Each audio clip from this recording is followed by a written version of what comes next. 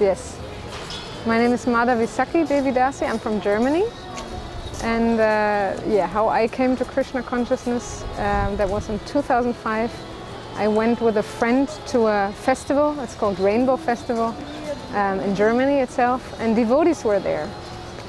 And basically the first evening I landed in this Hare Krishna tent, and I never heard of Hare Krishna, what's this?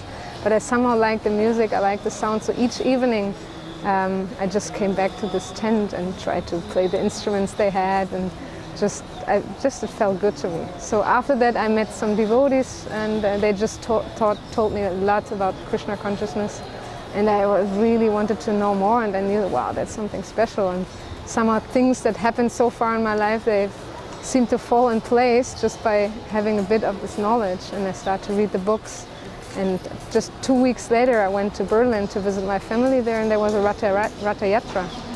And there were 5 Swamis, that was very special, and also my Guru Maharaj was there. I got more and more in contact.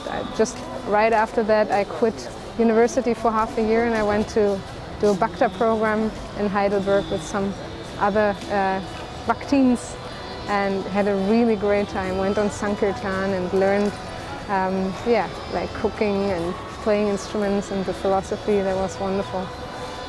You told that your parents joined Krishna consciousness? If they joined? No.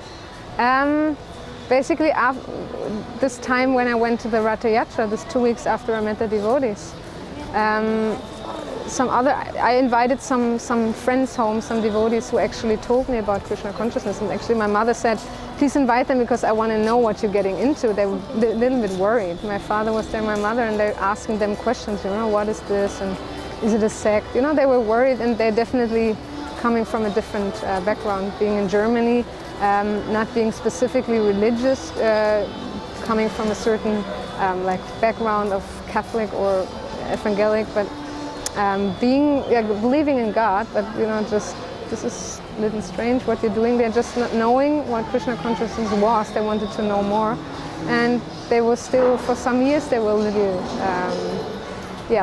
sometimes worried, and sometimes thinking, oh, this is just a phase you're going through, you're young, this will go away, and then at some point they realized it's very nurturing for me, it's very serious, and it's something very important in my life.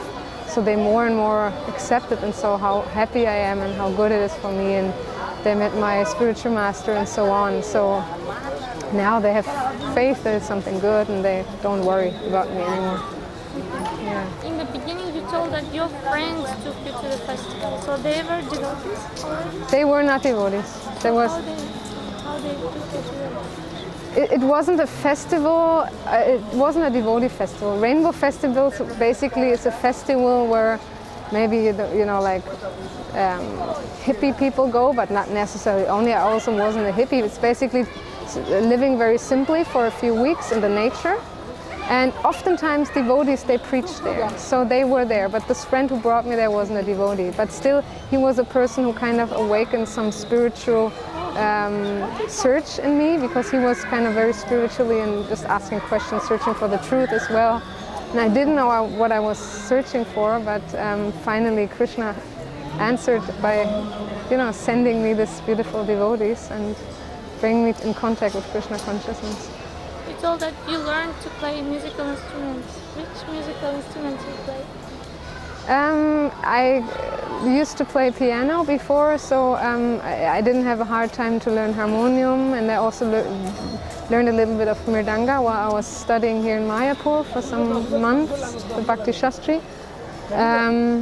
So I'm not very well in mridanga, but I love to play harmonium and sing. And you studied also, and you played mridanga and musical instruments, so it means we can use material things for Krishna service, isn't it? Yeah, surely. I mean, basically I believe we can use anything that is given to us in Krishna's service, and in this way it can be spiritualized, and if it helps to serve Krishna, to serve the devotees and spread his name, definitely. At this time, what is your service, main service? At the moment, At the moment, my main service is being mother. I have a 1-year-old child. And also I'm teaching harmonium classes, and we're doing kirtans and yoga studios and preaching very much in the yoga scene. We're organizing big festivals for yoga people. It's called Yoga Expo in Germany. And also an asana bhakti conference where we have asanas and bhakti, like more coming to the roots of what we do to bring that closer to the people in the yoga scene. So that's the How do you service. organize that yoga studio? This festivals, like this event. You do it with some devotees or your family? Before I had my child, I was working full time with my husband together, and one devotee from Mayapur here, Doi Gauranga Prabhu, he's also in the boat. So we worked together for the last 4 years doing these events, and now I do a little less due to the child, but my husband is kind of guiding the events and organizing, mainly with some other helpers. Yeah. So you mean that preaching is important? Definitely preaching is important, and I think we can always do more, and we're just trying a little bit to do something small to serve and to spread Krishna consciousness in a way that is kind of authentic for us, that is our level of Krishna consciousness. On this level we try to give something to other people, and it's pleasurable. It's very nourishing to the heart. And please, one interesting question for other mothers. You now got 1-year-old son. So how is your timetable? How do you handle your spiritual life and your child? How I handle? I manage to chant somehow, and still I'm working on really getting up before the child to chant my rounds. That is my desire, and it has been a little bit difficult for the first year, but I think now that he's sleeping very regularly, that I can manage to really just have the whole day for him and other services, and have my rounds in the morning. That will give me a lot of strength, and that's actually what is perfect and what I want to do. And for other mothers, I feel like since I have the child, it's not like, everything is so exhausting, how will I manage? But I feel I have more urgency for my spiritual life, that I actually have the motivation to, in order to be there for him fully, when I have the other sadhana that I want to do, I want to have it done, and it's inspiring. There's challenges, but those challenges are on a very spiritual level, I would say, because you just serve the whole day, and there's so much purification just serving and just doing this, and that strengthens in the same time. And sure, there are obstacles, there's challenges sometimes, but all in all, it brought me deeper into Krishna consciousness, being a mother, and I feel matured, and I feel very good.